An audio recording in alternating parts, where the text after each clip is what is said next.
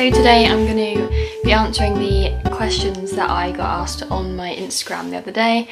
I said to you guys, ask me anything, even if you think it's going to be too personal, don't be shy. So I definitely got some interesting questions, but I might end up cutting them out, but we'll see. Anyway, so let's get started. First question, how old are you? I'm 22. Second question, what have you always wanted to do as a job? So before all of this happened, I kind of wanted to be like working in social media. I don't know whether I find that like fulfilling anymore. I think I've kind of realised there's so much more to life than working in like fashion and social media, and yeah, I don't know if I find that like that will be enough for me.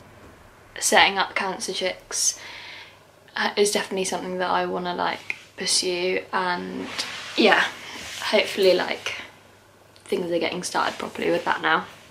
Anyway, question 3, if you were stranded on an island, what would be 3 things you couldn't live without? Quite sad, but probably my phone, my mum. Is that allowed? That's a person, not a thing, but I'm saying that. And so my phone, my mum, and music probably actually. Question 4, how did your friendships change while you were ill? Were people different, and did you find that you lost any friends during your cancer journey? So I think I made it pretty clear from the beginning that I wanted my friends to act exactly how they normally did. And yeah, they pretty much did. So in that sense, my friendships didn't change. I think I got a lot closer to Ruby. Ruby's mum actually was going through chemotherapy at the same time as me. Hers was for the 2nd time. And so Ruby and her mum were like little pools of knowledge that I would always go to if something happened or like whatever. If I didn't feel right, I would always text Ruby's mum. So I think, yeah, I grew a lot closer to Ruby, but other friendships, luckily they all stayed the same, which is exactly what I wanted. Did you find that you lost any friends? No. I mean, there's obviously friends that like you don't have time to see anymore, and that becomes pretty clear when you're ill, because either those friends are going to come to you or you're just not going to see them. And I guess that happened with a few people, because like it's not like I could get on a train and go and see them or whatever. So I guess I like distanced from some people, but I never lost any friends. Question 5, was there any concern that you might not survive, and how did you handle that? No, there was never any concern that I wouldn't survive. In terms of the cancer, like there was an amazing prognosis. Everyone kind of knew that I wasn't going to die from the cancer. I think there's always in the back of your mind going to be that, like, I say back of my mind, front of my mind, that worry that the cancer might come back. And yeah, that's definitely like something that I think about every single day. But no, there was never any concern that I would like die from the cancer or that the chemo wouldn't work. Like, I think it was quite obvious straight away that the chemo was working, because like the lumps that I felt and the pain in my chest that I had, it went after like the first round of chemo. So like it was quite clear in my mind that the chemo was working. From like the side effects of chemo, I had sepsis twice because my like immune system was so low. I think that was like the only concern. I'm not saying like, oh my god, I thought I was going to die, but like that was probably more dangerous than the cancer itself, because yeah, there was more chance that I was going to die from sepsis than from what the cancer had done to my body. Did you have any genetic predisposition to getting the cancer you had? No, I didn't. No one in my family has had any kind of like blood cancer, so, and I did ask that. I think the words he used was like, there's literally nothing that you have done or could have done to stop this from happening. It's not anything to do with like your genetics or whatever. So yeah, the answer to that is no. Question 7. How did cancer affect your dating / romantic / sex life? I might crop this out after I've answered it, but I'm gonna give it a go. In terms of dating, I didn't. Let me start from the beginning. So in the December, I broke up with my boyfriend who I'd been with for like 2 years. And then I was, at the time, like going back and forth from the doctors.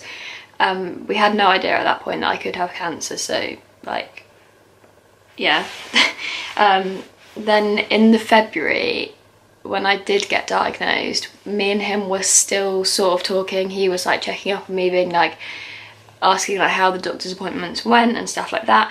And then when I actually got diagnosed, we had decided like, let's just stop talking. We need to like cut each other out of our lives, like to get over each other sort of thing. So we weren't talking, and obviously still had feelings for him and was like trying to get over him or whatever. And then I got diagnosed and I was just like, fuck. We kind of started seeing each other a little bit again, because I don't know, I just thought that that was the best thing to do. I thought like I needed comfort or whatever, and that was him basically. I didn't ever think for a second like, oh, I want to meet someone new, because I didn't. I wanted like familiarity and stuff. So yeah, we kind of gave that a go for like a week, and then we decided like we can't just get back together because of this. So basically I spent the whole of the 6 months of chemo completely single. It was probably one of the hardest parts of it, just like craving having someone, kind of. I mean, okay, I craved it for like 3 months, I'd say. And then after that I was just like, do you know what, I can do this on my own. And I did. Yeah, dating, I didn't. Sex life, I felt, yeah, basically I felt like shit, and there was no chance in hell that I was going to be sleeping with anyone. Question 8, I heard chemo affects your libido, true or false? I feel like I've just answered that. Like, I didn't want to sleep with anyone because I felt disgusting. Not only that, but you feel ill. Like, who wants to have sex when they feel ill? Not me. Are you sometimes having doubts about what you are studying? Good question. Well, I've graduated now. I graduated in August. I carried on with uni through my treatment, which was kind of hard, but I liked it because it gave me something to focus on, and like at the end of it I'd still achieved something, so I hadn't wasted 6 months. Not that it was in my control, but you know what I mean, like I hadn't lost 6 months, like missed out on it, because I still achieved what I would have achieved either way. So I graduated with a 2-1, which I was pretty chuffed with, considering how poorly I was at the time when I was actually doing uni work in hospital. That's not answering the question. Are you sometimes having doubts about what you're studying? Yes, I did. I was sort of like, all of this is going on and I'm here studying fashion communication. Like, I just thought that's so like insignificant in this world, and I've only just realised that. Why aren't I doing something useful like being a nurse or something? But I guess what you have to realise is like life is about enjoying yourself, and what I enjoyed was fashion. What made you motivated through chemo? I think it was just the fact that I didn't want to feel like 6 months of my life had been taken away, so I wanted to just carry on as normal and still continue with my degree. But also, although I felt really ill, I did actually have like a lot of time on my hands, obviously, because I spent every single day doing nothing. So I needed to fill my time with something, and that something happened to be like blogging and setting up my support group. So and that was kind of a type of therapy as well, I suppose. Blogging about things that you're going through is like, it's like writing a diary, but for everyone to read. But yeah, it definitely helped my mental state because I had something to focus on. And yeah, has cancer changed you as a person? Yeah, 100% for the better. And do you know what Ruby actually said to me the other day? We were at a like a charity ball thing that we went to, and she said to me, like, if you could go back in time and choose whether you had cancer or not, would you choose to have it or not? And I said, yeah, I would choose to have it, because look what it's made me achieve, look how it's changed me as a person for the better. And I just think because of that shit 6 months, the rest of my life is going to be that much better. So I honestly wouldn't change it. What did you find the hardest part personally? I think what I found the hardest part was not being able to be a normal 22-year-old girl. Like, there would be times like Friday and Saturday nights, for example. Oh my god, I hated them. I had to sit in with my mum and dad eating like curry from Waitrose and watching films, falling in and out of sleep, and picking up my phone, looking at Snapchat, and all my friends being out.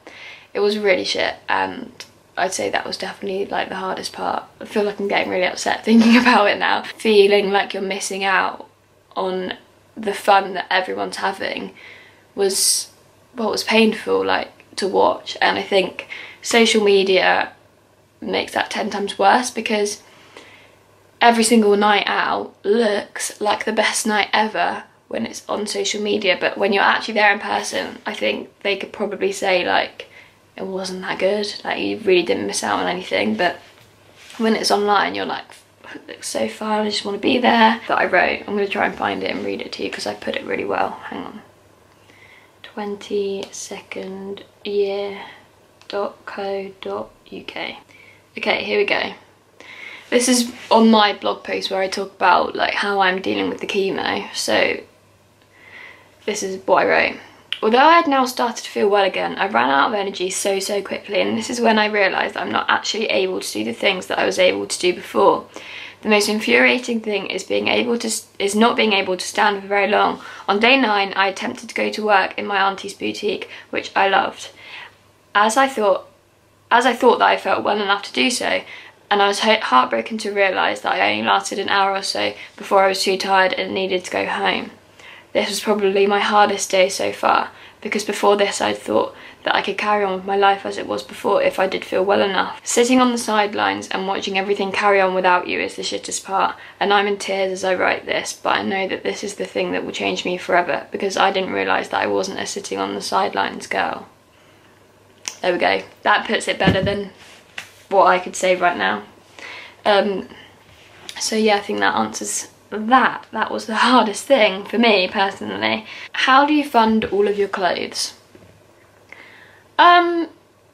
So because of my because of my Instagram, and because I've managed to gain like quite a big following, a couple of brands do gift me things, and I do like put them on my Instagram as adverts. So I guess that's quite, well, I'd say probably like 50% of the clothes that you see might have been gifted to me. No, 50%, that's not true. I'd say 20%.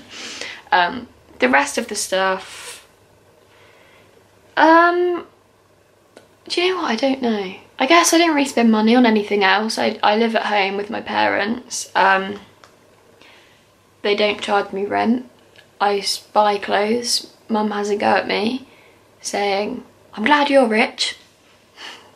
I'm not. I now have £2 in my account, but I decided to spend that last £30 on a jumper from Topshop. Tanning routine got asked quite a lot. I'm not going to say that right now because that's long, but if you want, then I can do like a separate video all about tanning, the products that I use, because I literally get asked on a daily basis what tanning products I use, how I apply them, blah blah blah. So if you want me to do that, then I will. I've got a lot of questions about what I use to make my eyebrows grow.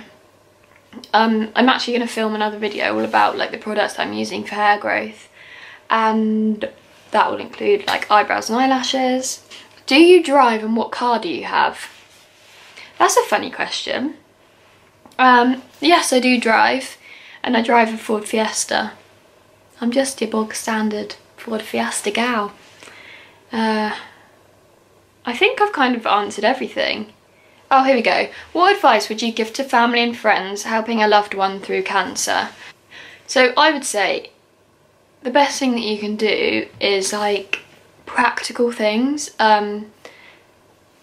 Luckily I'm surrounded by like a lot of family who basically just did everything for me. I honestly didn't have to fill my car up with petrol for 6 months because I didn't ever drive anywhere, because there was always like people who were picking me up, dropping me places. Like all of my friends used to take me wherever I wanted to go. My grandparents would come and pick me up, and I used to go to their house while my family was at work, and they would feed me breakfast and lunch. Obviously mum and dad made me dinner. So I just think practical things like driving them to the hospital or wherever they want to go that day, take them for a day out if they feel well enough, like take their mind off of it. But I think keep in mind that they're probably wanting to go home earlier than you would think, so take them home. What else? Cook for them, but food that they fancy, because yeah, you're quite picky, because everything tastes like shit, basically. I mean, everyone says everything tastes like shit, but I didn't actually stop eating for 6 months. I think that was probably boredom, but literally every 2 seconds I had a slice of toast and a cup of tea. What else have I been asked? I work in an oncology ward. What would you say the top do's and don'ts for staff are to support? And then the question's cut off, but I think I can gather what that says. Do's and don'ts.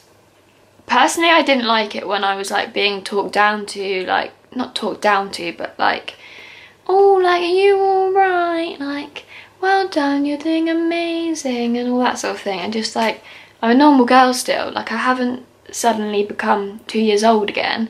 I think talk to them like you would talk to a normal person. What else?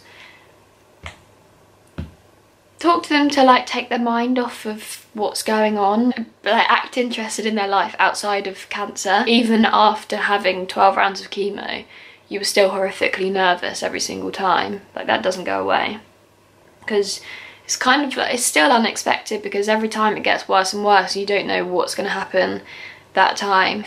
Try and remember things as well. I used to hate it. There was a specific nurse who I would see every week, and every week she would be like, so are you at uni? And I'm like, hun, I told you this last week, like, do we need to go over this again? And I'd be like, yeah, like I'm in my 3rd year of uni, but why is she not remembering? Like, it's kind of offensive. I'm going through chemo now. You've been very inspiring. What keeps you positive? That's such a tough question. What keeps... I think remembering it's temporary. Be excited for what's to come afterwards. Plan things. And also just realise how, although this is or could be a negative experience, make it a positive one. Do something, achieve something, start a business or do some charity work or tell your story to raise awareness.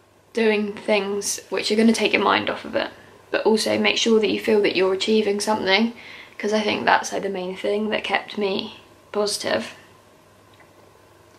I think I've answered everything, and I think I answered them kind of well. I hope I did anyway, but this video was kind of just like a chance for you guys to ask anything that I've not answered before, and I hope you enjoyed. I kind of enjoyed filming it, actually. It was fun. If there's any questions that I haven't answered, then send them over and I'll try and answer. But yeah, thank you for watching and see you soon.